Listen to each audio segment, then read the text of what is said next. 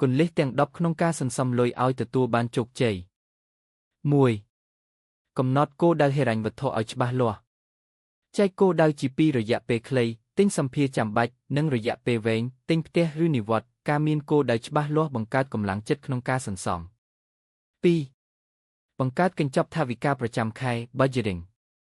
ប្រើរូបមន្ត50-30 កុម្ភៈ0 50សម្រាប់តម្រូវការចាំបាច់ម្ហូបអាហារថ្លៃផ្ទះទឹកភ្លើង30សម្រាប់បំណងប្រាថ្នាការកម្សាន្តដើរលេង20សម្រាប់ការសន្សំនិងវិនិយោគ 3. សន្សំមុនចាយក្រោយ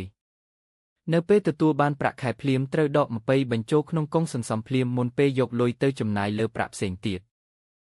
4. កាត់បន្ថយចំណាយមិនចាំបាច់ពិនិត្យមើលការចំណាយតូចតាចប្រចាំថ្ងៃដូចជាកាហ្វេថ្លៃការញ៉ាំអីខាងក្រៅញឹកញាប់ឬសេវាកម្មកម្សាន្តដែលមិនសូវប្រើការកាត់បន្ថយចំណាយទាំងនេះអាចសន្សំប្រាក់បានច្រើនក្នុងមួយឆ្នាំ 5. បង្កើតមូលនិធិបន្ទាន់ Emergency Fund សន្សំប្រាក់សម្រាប់ករណីអាសន្នឲ្យបានយ៉ាងតិច3 ទៅ 5 ខែនៃចំណាយប្រចាំខែដើម្បីការពារខ្លួនពីហានិភ័យដូចជាបាត់បង់ការងារឬឈឺស្កាត់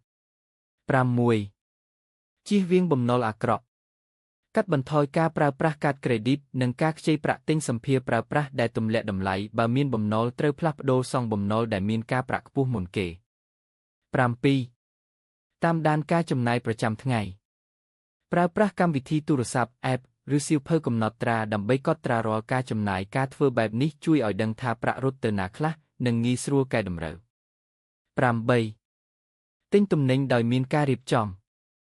ធ្វើបញ្ជីទំនិញមុនពេលទៅផ្សារឬស៊ុបភើម៉ាកេតហើយទិញតែរបស់ក្នុងបញ្ជីប៉ុណ្ណោះប្រៀបធៀបតម្លៃនិងស្វែងរកការបញ្ចុះតម្លៃមុននឹងសម្រេចចិត្តទិញ